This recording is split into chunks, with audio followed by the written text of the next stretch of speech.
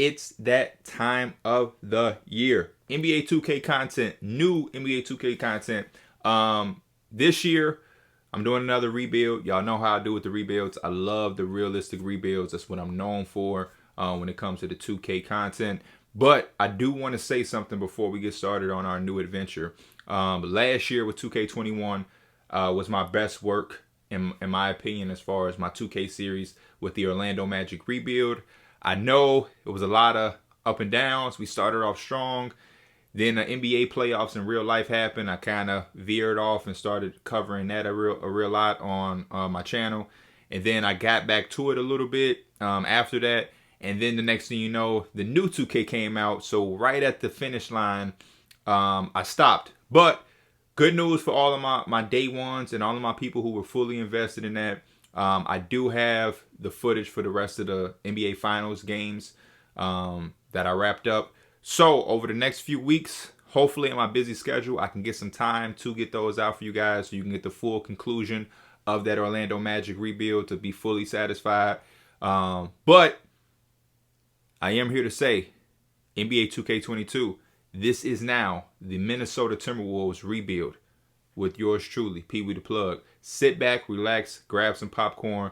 Let's get into this Genesis episode that I like to call it to get the full background going. 5, 4, 3, 2, 1. Let's go. So here we are. Y'all know how I like to do it. Every series, the first episode or two is me fully breaking down my roster, my team, my coaching staff, letting y'all into my mindset, my plans, and my vision for the roster and everything. So, of course, that's how we're going to start it. Obviously, like I said, the Minnesota Timberwolves. I do want to say that I am putting a challenge in here for myself just to make the series fun and to, make it tougher. Put some real life situations in it that the game probably wouldn't throw in there. Just to make it more fun, more realistic, and more unique. So, my challenge for myself as the new GM of the Minnesota Timberwolves is we have to at least make the play-in. The play-in is the last 7 through 10 seeds. They play in to give a chance or to get a chance to play in the playoffs. So, we have to be 10th seed or higher in order for me to keep Karl-Anthony Towns. If we are 11 or lower in the Western Conference standings, I am going to have to trade Karl-Anthony Towns the next season. That's the pressure that I'm putting on myself. So, that's the goal, is to make the playoffs, compete for the playoffs or the play-in. For those of you that don't know, they do have that implemented into the new 2K, the play-in tournament. So, shout out to 2K. But let's get it in with this roster. So, obviously, first and foremost, like I just said, Karl-Anthony Towns, the face of the franchise, the guy that we're building all this around, and the guy that is the most important, you know what I mean? And I really want to get him at a level that we haven't seen him at, but that we all have known he's been capable of. But outside of him, I really want to break down the strengths and different weaknesses that we have so I can really identify things. And the first thing we're going to look at is shooting. And off top, when I sort the mid-range shooting and even the three-point shooting, I see a consistency. Even with, we'll do free throws too. There is a consistency that Malik Beasley is the top guy. He has the highest mid-range. He's tied with Karl-Anthony Towns, our center, for the highest three-point shot. And he's second in free throw percentage at 85. So he's 86, 83, and 85 across the board with mid-range, three-point shooting, and free throw shooting to give him the title of our best shooter. So now I know Malik Beasley is our all-around best shooter. Three-point shooting, which is going to be extremely important. I'm looking at it right now. We have 1, 2, 3, 4, 5, 6. We have 6 guys with an 80 or above three-point attribute rating, which is a good amount. So we have at least 6 above average three-point shooters. And we have Anthony Edwards and Jaden McDaniels right behind at 79 on their way to be above average three-point shooters. I'm saying above average because when you think about school grading systems or grading scales, 80% on a test out of 100 is a B. 90 is elite. A plus, B is above average, C is around average. So we have almost 8 above average 3-point shooters. And what I like about our shooting is that it comes with size. Karl-Anthony Towns is 6'11". Our center is tied with the best attribute for 3-point shooting. Like I said, Jaden McDaniels is an attribute away from being an 80. He's 6'9", our power forward. Torian Prince is an 81. You know what I mean? Great versatility with the shooting. Shooting with size is extremely important. And then all of our guards, most of our guards can really shoot it. Malik Beasley, D'Angelo Russell, Pat Beverly, our veteran, Jordan McLaughlin out of USC. You know what I mean? It's important for our guards to be able to shoot the basketball. So that's a very good thing. And then when I look at the free throws, again, we have 1, 2, 3, 4, 5, 6, 7. We have 7 guys with an 80 or above free throw rating, which is extremely important. You want to be able to knock down free throws at the end of the games, and that's going to be extremely important. So we have some shooting in a lot of varieties. The next thing I want to look at is our passing. And you can see it's a big drop off. We have 2 guys who are above 80, with Jordan McLaughlin at 83. This is pass accuracy. D'Angelo Russell at 82, and then under them is 75 or lower. So there's a bit of a drop off. We have 2 point guards who are Jordan McLaughlin, you see right there, is a pass first point guard, and then D'Angelo Russell has the playmaker title. So we have 2 point guards who can make plays and really pass the basketball. And then our other guards, Patrick Beverly is a perimeter lockdown. You see Leandro Bolmaro is a ball hawk. He's up there as a versatile wing. This is a dude who can play. Maybe we'll log some minutes at point guard. Maybe play some 2. Maybe play some 3. We're going to really try to put him all over the place. A guy that we're high in, that we think can be an X factor. But ultimately, a guy who's going to have to carve out a spot in a role in this rotation, because we do have a lot of rotational players, and everything Leandro, gets, he's going to have to earn. You know what I mean? We're going to have a lot of young guys who are really going to have to earn every single minute that they get, because we have a lot of viable or realistic guys who can contribute in a lot of different ways. So, whenever the opportunity comes, some guys are going to have to make sure they're doing their thing. As far as ball handling, D'Angelo Russell and Jordan McLaughlin are up there again. Again, the only 80-plus guys. Malik Beasley is right there at 79. D'Angelo Russell is 86. We understand that he's the superior ball handler there. Passing IQ, again, head and shoulders above everybody else is D'Angelo Russell, which makes him unique and why he is going to be our starting point guard. Jordan McLaughlin is under him at 80, but we do see that we need potentially some help in the playmaking. Leandro Bolmaro is a 79 as a rookie wing, so that's very encouraging because his playmaking is one of his best traits. And then when it comes to passive vision, again, D'Angelo Russell and Jordan McLaughlin. Offensive consistency, the last thing we'll go over with offense, Anthony Edwards at a 95 as a sophomore is incredible. Our best player is an 85 offensive consistency. So to have our second-year player at a 95 is very good. We know, because one of the tough things about young players, rookies, sophomores, even third-year players at times, and especially the guys that are of the Anthony Edwards type of cloth, the toughest part is being consistent. You know what I mean? And if I see that at a 95 rating, that means he's going to be extremely consistent. And if you overcome that, we're talking about an all-star level player potentially in another year or 2 as he grows. Now, on the opposite side of the basketball, defense, interior defense, we struggle. You see that right there when I sorted out. Naz Reid at 77 is going to be good for us coming off the bench, being our backup center. And then 70 right behind him is Patrick Beverly, our point guard, is our next highest interior defender. So that's going to be a point of emphasis that we're going to have to address, whether it's developing some of these other guys, whether it's going out and trying to find it in the market somehow, some way as the season progresses. It's going to be tough. Cat is a 69, not far from a 70, which is a little bit encouraging. We have Jared Vanderbilt at a 68, which isn't terrible. But again, these guys aren't rim protectors, and we're probably going to need some rim protection from somewhere. So that's going to be something that we have to address. Perimeter defense, obviously, Patrick Beverly there is a 90. Josh Okogie is a 81. Torian Prince at 74. Anthony Edwards is 74. Even Leandro Bolmaro is a 71 with his size, 6'7", 200 pounds.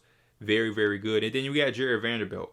We want to talk about Jared Vanderbilt for a minute because as we keep going to steals and blocks, you'll see and you'll learn that Jared Vanderbilt is one of our most well-rounded defenders, right? 74 block, 83 steal, 68 perimeter defense, 68 interior defense, 6'9", 214, ideal size at the 4. And it's going to be tough. It's going to be tough because him and Jaden McDaniels are going to have to really compete against each other. And before we get to that, I want to wrap up some of the other attributes. Our leading block guy is Naz Reid, 84. Nobody else even compares. Next highest guy is Jared Vanderbilt, who's 10 attributes down. Steals, Jared Vanderbilt at 83. Leandro Bolmaro at 75. Patrick Beverly at 74. Very encouraging defensive numbers for Leandro Bolmaro.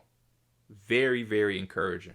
And he has 2 badges. I'm really curious to see and know what his 2 badges are, because I'm loving and I'm impressed with the defensive numbers, because I know offensively he's going to find a way to contribute. We're going to find a way to get him in. And the 2 badges are playmaking. He has bullet passer and needle threader, which is, again, why I'm high and confident that we'll be able to find a way to get him involved on the offensive end. Now, when we talk about the power forward position or whatnot, again, Jared Vanderbilt, we talked about the defensive versatility and solidness that he has. 68 interior, 68 perimeter, 83 steal, 74 block. Rebounds the ball well at 85 defensively and 74 offensively. Now, the thing with Jaden McDaniels is that he's a young prospect. They're not that far apart. He's 22, he's 21. But Jared Vanderbilt, despite his incredible defensive numbers, as far as attribute-wise, on the offensive side of the basketball, his numbers drop completely and begin to be terrible. 58 close shot, 59 mid-range, 59 three-point shot, and 56 from the free throw line.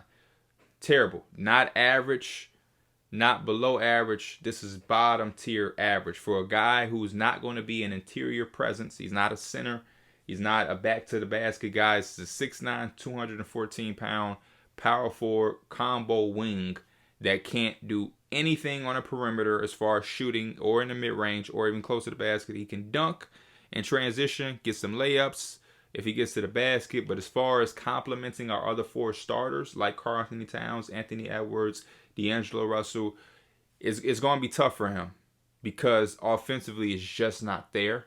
And that's going to be the tough part, because now, flip side, Jaden McDaniels, you look at his numbers, he has an 83 close shot, a 74 mid-range, 79 three-point shot, and his free throw is only a 61. He got to get better there.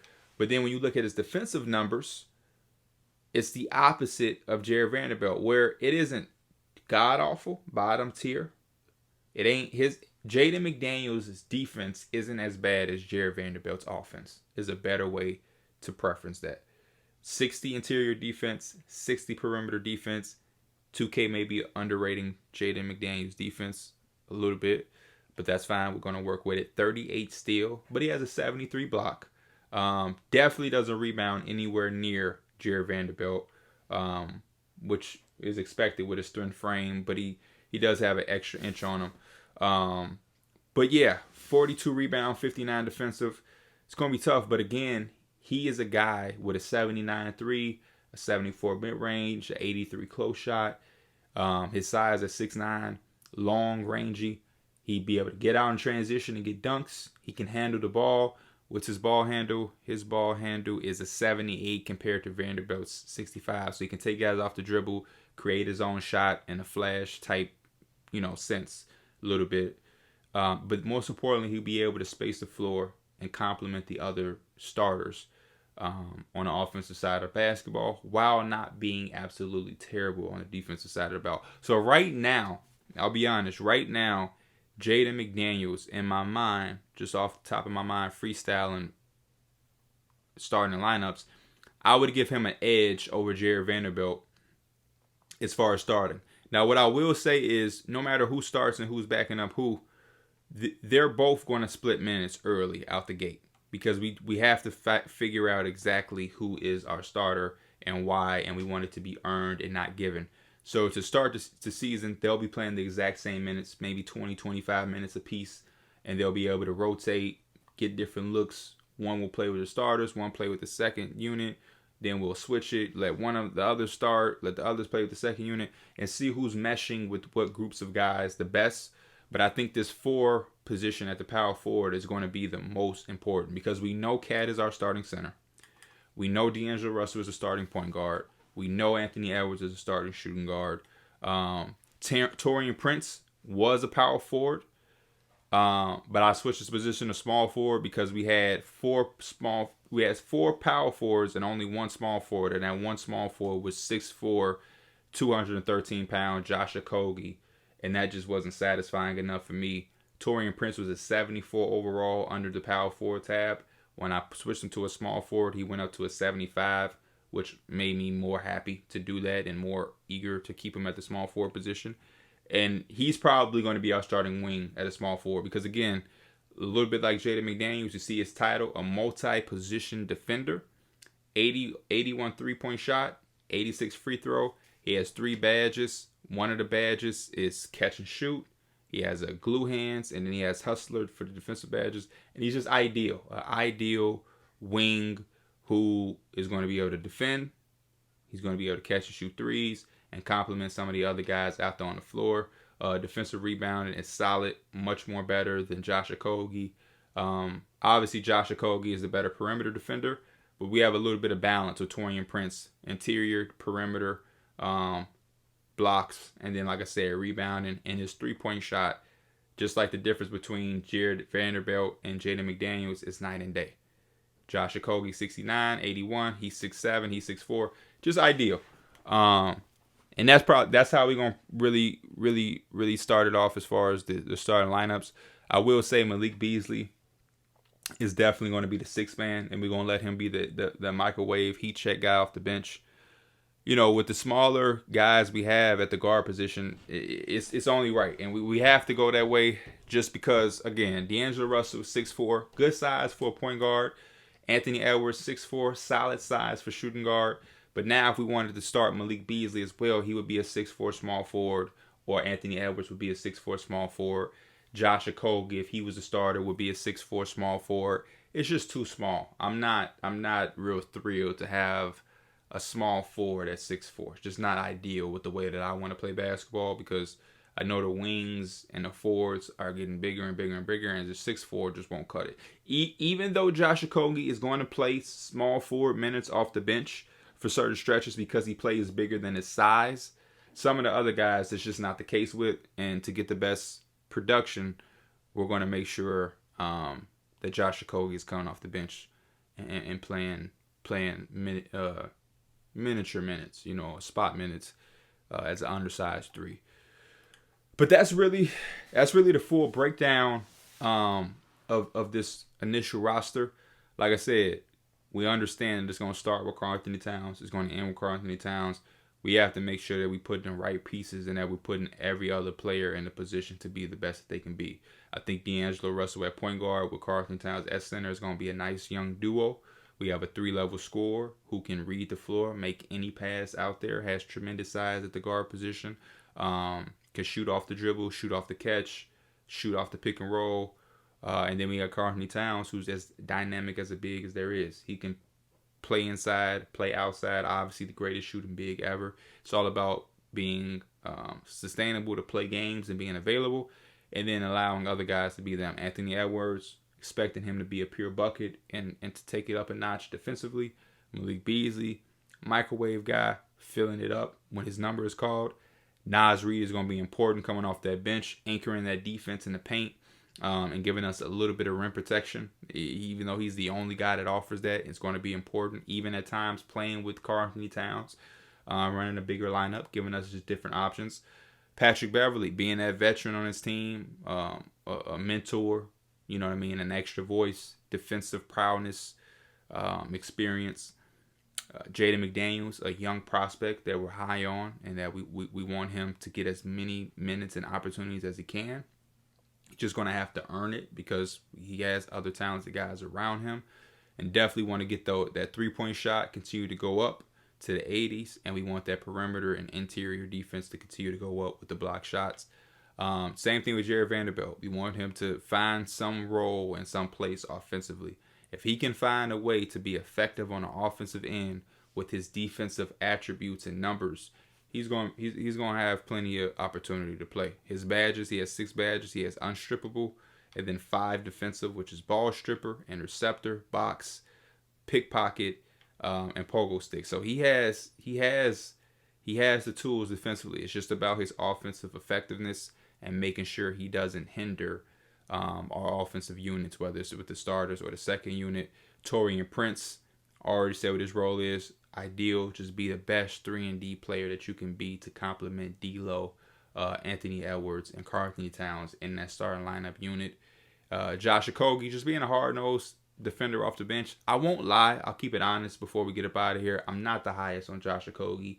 Like I said, 6'4", small forward who's not keen to shoot it well. It's just not something that I'm extremely high on. Not at the 6'4" size, even though he does play bigger than what his size is.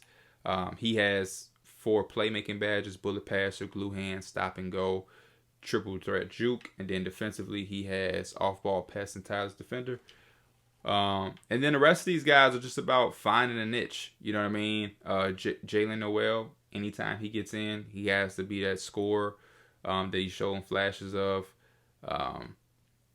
Jordan McLaughlin being a facilitator who can knock down shots and take some pressure off of a Karl-Anthony Towns double team or something. And then Bolmaro, Jake Layman, Nathan Knight, gonna probably be reserve guys. Bolmaro has to, when he gets his opportunity or gets some minutes, he has to show that he deserves to get in that rotation. Because I just put out a 10-man rotation, and as you can see, it's gonna be tough for McLaughlin and Bolmaro to get minutes, but they gotta do what they gotta do. That was an incredible episode 1. My full breakdown of the roster, just letting y'all into my mind and my vision of what I want to do with this team.